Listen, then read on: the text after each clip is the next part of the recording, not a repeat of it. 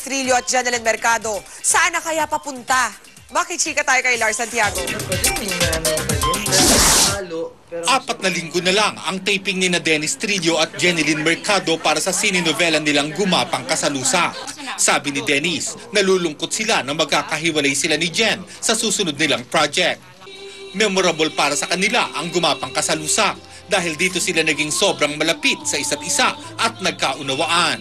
At kahit matatapos na ang soap opera nilang pinagkatambalan, tuloy pa rin naman kung ano man ang namamagitan sa kanila. Hindi pa rin matatapos ang pagmamahalan, gano'n.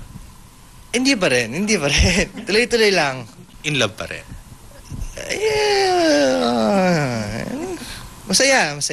Marami raw mamimiss si Dennis sa pagtatrabaho nilang magkasama ni Jen. Ang dami raw kasi niyang nadiskubre kay Jen simula nang maging malapit sila sa isa't isa. Sobrang maano kasi siya, maalaga. Sobrang maasikaso at malambing.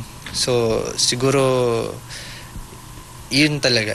Hinahangaan ni Dennis ang pagiging open ni Janeline sa kanya sa lahat ng bagay. Sinasabi raw nito kung ano ang nasa loob. Wala raw inilihim sa kanya si Janeline kahit sa kanyang mga dating relasyon.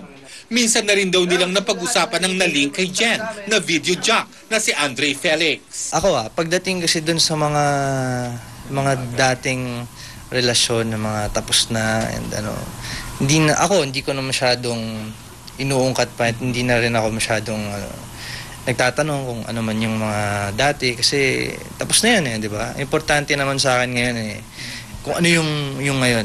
Lars Santiago, updated sa Showbiz Happenings.